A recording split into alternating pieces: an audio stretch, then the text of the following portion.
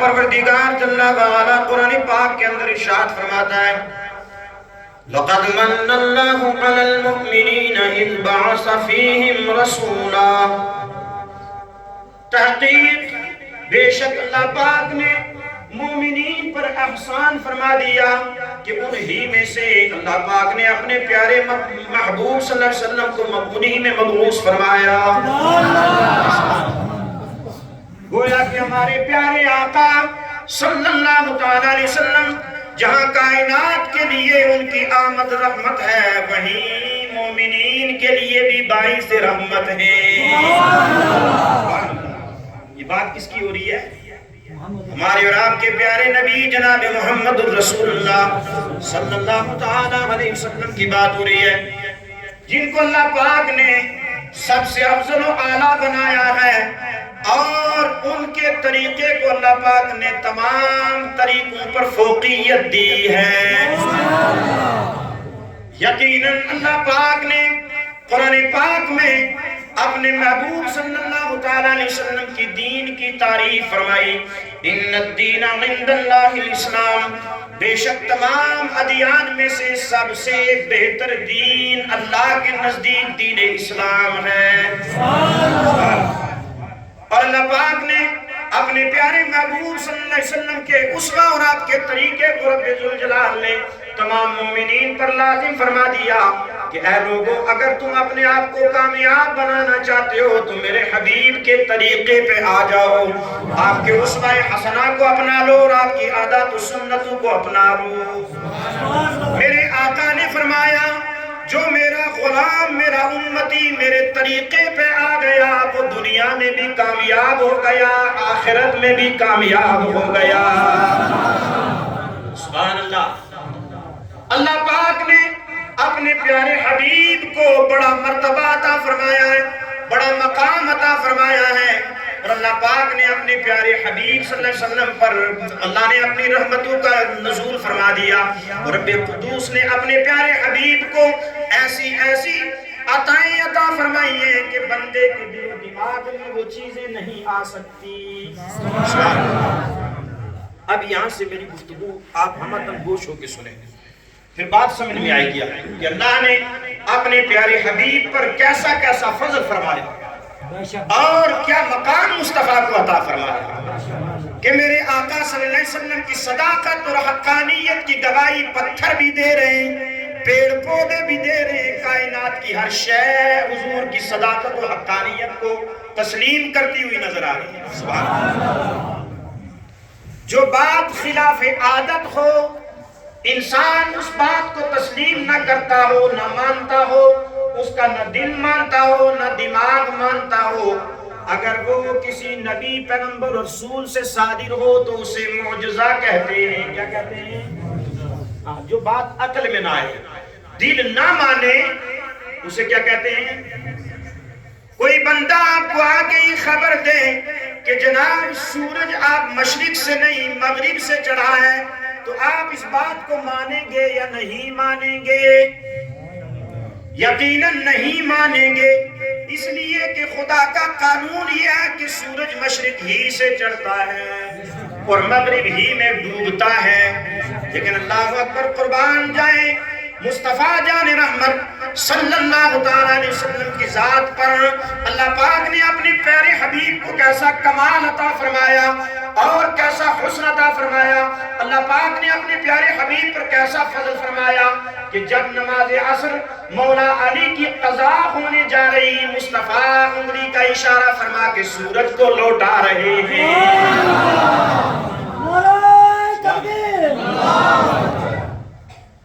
یہ مصطفیٰ ہے، سبحان اللہ۔ اور پھر اسی طرح جب لوگوں نے مصطفیٰ جان رحمت صلی اللہ علیہ وسلم سے آپ کی صداقت و حقانیت کی دلیل مانگی تو میرے آقا نے چاند کی طرف اشارہ فرمایا، چاند کے 2 ٹکڑے کر دیے۔ سبحان اللہ۔ یہ کیا ہے؟ اسے کہتے ہیں معجزہ، اور یہ وہ چیز ہے جو ہر انسان کی عقل میں، دانش میں اور اس کے فہم و فراست میں نہیں آ سکتی۔ اس لیے کہ یہ ہے بات خلاف عادت. اگر یہ پیغمبر نبی و رسول سے صادر ہو تو اسے معجزہ کہتے ہیں. بات سمجھ میں آگئی آپ کو؟ اللہ اکبر. قربان جائیں اپنے آقا و مولا صلی اللہ تعالیٰ علیہ وسلم کی ذات پر. مصطفیٰ جان رحمت صلی اللہ تعالیٰ علیہ وسلم موجود ہیں. نبی کونین رحمت عالم صلی اللہ علیہ وسلم کی بارگاہ میں دو صحابی بارگاہ مصطفیٰ میں حاضر خدمت ہوئے اور میرے آقا صلی اللہ علیہ وسلم کو دین کے بارے میں کچھ پوچھنے لگے. لوگوں قربان جاؤ عظمت والے مصطفیٰ پر اور مصطفیٰ کے غلاموں پر کتنے خوش قسمت وہ لوگ ہوں گے جو بارگاہ مصطفیٰ میں از خود حاضر ہو کر کے حضور سے مسئلہ شریعت پوچھتے ہوں گے. اسی لیے تو ان لوگوں کے بارے میں قرآن پاک نے کہا اولئک علی ھدی من ربہم واولئک ھم المفلحون. یہ سب کے سب لوگ اللہ کی جانب سے ہدایت پر ہیں اور یہی لوگ کامیاب لوگ ہیں، کامران لوگ ہیں. سبحان اللہ. سبحان اللہ. یہ کامیاب و کامران کیوں ہیں؟ اس لیے کہ یہ ہدایت پر ہیں اور ہدایت کے ساتھ ساتھ یہ بندے اپنے رب کی جانب سے ہدایت پر ہیں اور ہدایت پر ہونے کے لیے مصطفیٰ کے دامن کے ساتھ وابستگی ہے. اور پھر رب ذوالجلال نے ایسا فضل فرما دیا حضور کے دامن کے قریب ہونے کی وجہ سے رب ذوالجلال نے انہیں فرمایا کامیاب ہیں اور کامران ہیں. مسلمانوں قربان جاؤ ان کی عظمتوں پر جنہیں صحابہ کرام رضی اللہ تعالیٰ عنہ کہا جاتا ہے کہ کتنے وہ خوش نصیب لوگ ہیں کہ جن کی کامیابی کو رب ذوالجلال قرآن میں بیان فرما رہا ہے. وہ کتنے کامیاب لوگ ہیں. سبحان اللہ. بارگاہ مصطفیٰ میں ہیں اور مصطفیٰ جان رحمت صلی اللہ علیہ وسلم سے مسئلہ پوچھتے پوچھتے دین کی بات پوچھتے پوچھتے رات کا کافی حصہ گزر گیا. توجہ رکھیں گے میری طرف بات سمجھ میں. اب صحابی دور میں حضور بتاتے رہے یہاں تک کہ بات ختم ہوئی. اب حضور سے انہوں نے اجازت طلب کی، اجازت چاہی اور گھر جانے لگے. سبحان اللہ. گھر جانے لگے. جب آپ دروازے پر حضور کی مائیت میں تشریف لے گئے تو جدھر جدھر حضور چل رہے تھے پورا حجرہ روشن تھا. کہ سبحان اللہ. اعلیٰ حضرت نے اسی بات کو کہا ہے چمک تجھ سے پاتے ہیں سب پانے والے، میرا دل بھی چمکا دے چمکانے والے. میں مجری ہوں آقا مجھے ساتھ لے لو کہ رستے میں ہیں جا بجا تھانے والے. سبحان اللہ. قربان جائے اعلیٰ حضرت کا کیا شاعری ہو تو ایسی ہو. اب مصطفیٰ صلی اللہ علیہ وسلم کے غلام حضور کی مائیت میں پیچھے پیچھے چلتے رہے یہاں تک کہ جب تک حضور موجود تھے کمرہ روشن تھا وہاں تک گئے. اب باہر نکلنا چاہا دیکھا کہ آسمان کی طرف دیکھا نہ چاند ہے نہ ستارے نہ کوئی روشنی کا ذریعہ ہے. اب حضور کی طرف دیکھنے لگے مصطفیٰ کی طرف. حضور کے غلام صحابی دیکھ رہے مصطفیٰ ان کی دل کی بات کو سمجھ گئے. صحابیوں نے دو صحابہ نے مصطفیٰ کے چہرہ انور کو دیکھنا تھا. حضور سمجھ گئے میرے غلام کیا سوال کرنا چاہ رہے ہیں. سبحان اللہ. ایک صحابی کہتے ہیں میں نے جو یہ سوچا کہ آپ گھر کیسے جائیں گے میرے ہاتھ میں ایک عصا تھا، ایک لکڑی تھی، ایک لاٹھی تھی. میرے مصطفیٰ نے اپنا دست انور ہاتھ مبارک کچھ لاٹھی پر رکھا، وہ لاٹھی چمک گئی. اس لاٹھی میں روشنی آ گئی اور پھر میرے آقا نے اجازت دے دی. ہم چلنے لگے اور چلتے چلتے ایسی راہ پہ پہنچے کہ جہاں سے دو راستے تھے، ایک کو دایاں جانا تھا اور ایک کو بایاں جانا تھا. جو ہی دایاں بایاں کا راستہ آیا تو اب ہم نے سوچا کہ یہ لاٹھی ایک کے ہاتھ میں ہے دوسرا کیسے گھر جائے گا. وہ صحابی کہتے ہیں اب میرے ہاتھ میں جو لکڑی تھی میں نے اس لکڑی کو اٹھایا اور اس لاٹھی کے ساتھ لگا دیا جو لاٹھی مصطفیٰ نے چمکائی تھی. کہ جو ہی وہ لکڑی لگی اس بے جان لکڑی کے اندر روشنی آ گئی، دونوں لاٹھیاں چمکنے لگی. ایک صحابی نے اپنے راستے کو طے کر لیا اور میں نے اپنے راستے کو طے کر لیا. आला हजरत ने इसी बात को कहा है, चमक तुझसे पाते हैं सब पाने वाले, मेरा दिल भी चमका दे चमकाने वाले। अगर मुस्तफा निगाहे करम फरमा दे, निगाहे फैज फरमा दे, तो बेरौनक दिल भी चमक उठे। और मुस्तफा की बारगाह से कैसे कैसे लोग चमके। हजरत अबू बकर को कौन जानता था, लेकिन मुस्तफा के फरमान पर उन्होंने अपने सर को खम किया और तस्लीम की मुस्तफा की बात को। अल्लाह ने उनको ऐसा चमकाया कि पूरी उम्मत उनको सिद्दीक़ अकबर के नाम से जानने लगी। उमर उमर थे, कौन जानता, दामन मुस्तफा में आ गए और लोगों ने पूरी उम्मत में फारूक आजम से उमर को जानने लगे। उस्मान थे, लेकिन दामन मुस्तफा में आ गए, हुजूर का कुर्ब इख्तियार कर लिया तो सुभान अल्लाह ज़ुन्नूरैन के नाम से, उस्मान गनी के नाम से जानने लगे। अली अली थे, लेकिन अली ने जब अपने आका मौला सल्लल्लाहु अलैहि वसल्लम के दामन करम को थामा, दामन रहमत को थामा, तो हैदर कर्रार के नाम से, मौला अली के नाम से लोग जानने लगे। और यहीं तक बात नहीं है, आप आगे चलते आए, फिर आगे चलते आए, गौसे आजम क्यों चमके, मुस्तफा ने चमकाया है। अल्लाहु अकबर, ख्वाजा अजमेर क्यों चमके, ये मुस्तफा चमकाने वाले हैं। औलियाए कामिलीन क्यों चमके, इसलिए कि इनको मुस्तफा ने चमकाया है। फिर अहमद रजा इमाम अहले सुन्नत बने क्यों, मुस्तफा ने चमकाया है। आप खुद फरमाते हैं, तेरी सरकार में लाता है रजा उसको शफी। सुभान अल्लाह करें।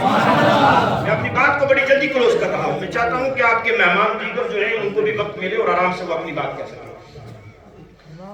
तेरी सरकार में लाता है रजा उसको शफी, जो मेरा गौस है और लाडला बेटा तेरा।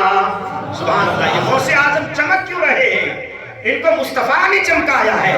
और ये औलियाए कामिलीन जो आज भी चमक रहे हैं, हकीकी चमकाने वाला खुदा है और खुदा की अता से चमकाने वाले मुस्तफा है। अल्लाह अकबर, कुर्बान जाए, ये वही हमारे आका, अज़मत वाले आका हैं, रहमत वाले आका हैं, करम वाले आका हैं, जिन पर अल्लाह पाक ने अपने फजल को तमाम फरमा दिया। सुभान अल्लाह। और हमारे आका व मौला सल्लल्लाहु ताला अलैहि वसल्लम को रब्बुल जुल जलाल ने ऐसा कमाल अता फरमाया है। अच्छा एक बात बताओ मुझे, एक गिलास में से कितने लोग पानी पी सकते हैं? 1 2 3 4 5 6 7 8 10 12। लेकिन कोई ये कह सकता है कि एक कूजे से 500 बंदों ने पानी पिया, बात मान सकते हैं आप? 1000 ने पिया, कैसे मानेंगे जी? 1300 साढ़े 1300 लोगों ने पिया, ये कैसे मान सकते हैं जी? और फिर 1450 लोगों ने पानी पिया, यह कैसे मान सकते हैं? अल्लाहु अकबर। सहाबा इकराम मुस्तफा की बारगाह में हैं और ऐसी जगह पर हैं जहां पानी का मौका नहीं, पानी मयसर नहीं है। हुजूर ने कहा अगर किसी के घर में हो तो पानी ले आओ। मुस्तफा ने क्या फरमाया? पानी लाओ। मैं लंबी बात की तरफ नहीं जा रहा हूं, आपके अकीदे को और आपके जहन को मैं जहन साजी करना चाह रहा हूं, और अकीदा आपका ताकि मुस्तहकम और मजबूत हो। माशाअल्लाह माशाअल्लाह। सहाबी रसूल उठे, उन्होंने कूजे के अंदर या कासे के अंदर पानी लाया। नबी कौनैन रहमत आलम सल्लल्लाहु ताला अलैहि वसल्लम की बारगाह में पेश फरमाया। मेरे आका ने रहमत वाले हाथ को उसमें दाखिल फरमा दिया, और जो ही हाथ डाला, अब हुजूर ने अपने गुलाम को बुलाया, और बुलाने के बाद इरशाद फरमाया, जाओ मेरे सहाबा को बुलाओ और ऐलान कर दो, जिसने पानी को पीना है वो पानी पी ले, और जिसने वुजू करना है वो वुजू कर ले। यके बदीगर 1 2 3 4 5 6 आते गए, पानी पीते चले गए। जिसे वुजू करना है वो वुजू करता हुआ अपने आप को फरागत हासिल करते रहे, और यहाँ तक के 1 2 नहीं, 100 नहीं, 200 नहीं, 400 नहीं, 500 नहीं, 1000 नहीं, 1200 नहीं, 1350 लोगों ने पानी भी पिया और वुजू भी कर लिया। सुभान अल्लाह। یہ اللہ نے اپنے محبوب کو کمال عطا فرمایا ہے۔ نعرہ تکبیر، نعرہ رسالت۔ آپ یہ جانتے ہیں کہ یہ جامع مسجد انگرالہ ہے، ٹھیک ہے؟ ہم سب آپ کے بلائے ہوئے مہمان ہیں۔ جب یہاں جمعہ قائم کیا گیا تھا، کون کون ذرا ہاتھ بلند کر کے دکھائیں کہ کون کون اس بات سے رضامند ہے؟ ہاتھ اٹھاؤ۔ اور یہ مسجد ہے، کوئی غلط ہاتھ مت اٹھانا۔ سبحان اللہ۔ میری جو آنکھیں دیکھ رہی ہیں، آپ علماء کرام سب دیکھیں کہ سب، مجھے لگتا ہے کہ سب لوگ تقریباً جتنے موجود ہیں سب نے ہاتھ اٹھائے ہیں، الحمدللہ۔ یہاں ہاں وہ میں نے جملہ کہہ دیا، آپ سب لوگ آپ جانتے ہیں، یہ اس میں میں نے کہا کہ مسجد ہے اور مسجد کے اندر کوئی بھی بندہ ویسے بھی جھوٹ بولنا ہی نہیں ہے، اس لیے کہ جھوٹ سے اللہ نے اپنی ناراضگی کا اظہار فرمایا اور اللہ کے محبوب نے جھوٹ کو ناپسند فرمایا ہے۔ اور قرآن پاک کے اندر اللہ پاک نے فرمایا کہ جھوٹے پہ خدا کی لعنت ہے۔ جمعہ آپ کی رضامندی کے ساتھ، یہاں کی انتظامیہ کے ساتھ اور میری مائیت میں حضرت علامہ مولانا مفتی محمد اسلم رضا مصباحی صاحب جو صوبہ جموں کے ہمارے بڑے مفتی میں سے ہیں، بڑے مفتی ہیں، وہ ہمارے ساتھ تشریف لائے تھے اور انہوں نے پوری صراحت کی تھی، استغاثات کی تھی اور نماز جمعہ الحمدللہ میں نے پڑھائی تھی، آپ کو یاد ہوگا۔ چونکہ بیچ میں ہماری مصروفیت رہی، اب اس پہ کچھ لوگوں پہ اعتراض ہے کہ یہاں جمعہ قائم کیوں ہوا۔ جہاں تک علماء کا، مفتیان کرام کا مسئلہ ہے، ٹھیک ہے، عالم کا اپنا کام ہوتا ہے، اس میں بار بار غالباً نومبر کی یہ بات ہے، نومبر سے لے کے نومبر، دسمبر، جنوری، فروری، مارچ، ابھی مارچ آ رہا ہے، غالباً 4-5 مہینے سے میڈیا اور سوشل میڈیا پر یہ اس طرح کی تحریریں لکھ کے ڈالی جا رہی ہیں کہ عوام انگرالہ جو ہے پریشان ہے، جی وہاں جمعہ نہیں کرنا چاہیے تھا، یہ نہیں کرنا چاہیے تھا، وہ نہیں کرنا چاہیے، اس طرح کی باتیں تھی۔ آپ کیا ان باتوں کو صحیح کہہ رہے ہیں یا غلط کہہ رہے ہیں؟ یہ غلط ہو رہا نہیں۔ اور پھر ایک تحریر ابھی میں مسجد میں داخل ہونے سے پہلے میرے پاس یہ ہاتھ میں تھمائی گئی، اس میں کچھ لوگوں کے نام بھی، میں نام تو اتنی بیان کروں گا یہاں پہ کیونکہ وہ جانے، ان کا اللہ جانے کہ یہ کس مقصد کے ساتھ کہہ رہے ہیں۔ اس میں ایک بات قابل توجہ، ویسے تو کئی باتیں قابل گرفت ہیں، لیکن اس میں ایک بات یہ ہے کہ یہ ایک شرعی مسئلہ ہے اور عوام کا اس سے کوئی تعلق نہیں۔ بتاؤ لوگوں، آپ لوگوں کا شریعت سے تعلق ہے یا نہیں ہے؟ مصطفیٰ کے غلام ہو یا نہیں ہو؟ ایمانداری سے بلند آواز سے نعرہ تکبیر رسالت۔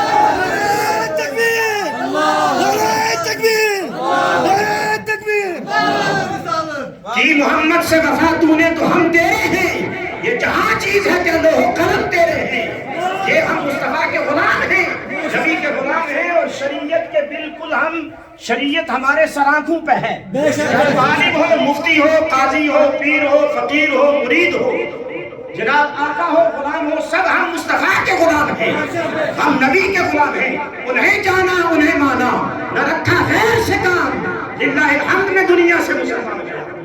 آپ کس کو کہہ رہے ہیں کہ آپ شریعت سے کوئی تعلق نہیں؟ تو جمعہ یہاں قائم ہے، قائم ہو چکا، کسی کے پاس اتنی پاور نہیں ہے، طاقت نہیں ہے کہ جمعہ کو ختم کر دے۔ سبحان اللہ۔ اور یہ بھی اعتراض کرنا ہے جیسے کوئی کہے سورج نکل آیا جناب اسے واپس وہاں ڈبو دو، نہیں ہو سکتا۔ ایسے ہی دوسری بات اور آخری بات میں عرض کر رہا ہوں، حضرت موجود ہے، اذان کا وقت ہے، اس کے بعد حضرت کا خطاب ہوگا اور مفتی صاحب قبلہ بھی تشریف لائیں گے۔ میں تو سیدھا سادہ آدمی ہوں، واضح بات کرنے والا ہوں الحمدللہ، اس لیے کہ ہم نے کلمہ اللہ کا پڑھا ہے اور رسول اللہ کا پڑھا ہے، ہم نے کسی اور کا کلمہ نہیں پڑھا ہے۔ اب اس میں ایک اور بات ہوئی کہ مفتی صاحب قبلہ نے ایک بیان کیا تھا، اس میں الذی یوسوس فی صدور الناس من الجنۃ والناس آیت پڑھی تھی، اس کا ترجمہ اور اس کے تعلق سے چند باتیں کی تھی۔ کچھ لوگوں نے اعتراض کیا کہ اس کا اشارہ مفتی صاحب کا ہماری طرف تھا۔ دیکھو، آدمی تفسیر بالرائے نہیں کر سکتا، جو اپنی جانب سے تفسیر کرے گا وہ شریعت کا مجرم ہے، اللہ اور اس کے رسول کی بارگاہ کا مجرم ہے۔ تو یہ جو قرآن پاک کے اندر حکم آیا اس کی مطابق مفتی صاحب نے بیان کیا، وہ کیا ہے؟ الذی یوسوس فی صدور الناس، انہی لوگوں میں سے کچھ لوگ ایسے ہیں، کون؟ الذی یوسوس، جو وسوسے پیدا کرتے ہیں، فی صدور الناس، لوگوں کے دلوں میں، من الجنۃ، وہ جنوں میں سے ہیں، والناس، اور انسانوں میں سے بھی ہیں۔ تو اب پتہ یہ چلا کہ شیطان دو طرح کے ہیں، ایک جنوں میں سے بھی شیطان ہے اور دوسرے انسانوں میں سے بھی شیطان ہوتے ہیں جو صحیح بات کو غلط تروڑ مروڑ کے لوگوں پر بیان کرتے ہیں اور لوگوں کو اکساتے ہیں۔ آپ دعا کریں کہ رب کعبہ ہمیں انسانی شیطانوں سے بھی محفوظ رکھے اور جن شیطانوں سے بھی محفوظ رکھے اور ہمیں نیک صالح مومن بنائے، اللہ کا مطیع و فرمانبردار بندہ بنائے اور اس کے محبوب حضرت محمد رسول اللہ کا سچا پکا غلام بنائے۔ محمد کی غلامی ہے فقط آزاد ہونے کی، خدا کے دامن توحید میں آباد ہونے کی۔ وما توفیقی الا باللہ۔ السلام علیکم ورحمۃ اللہ۔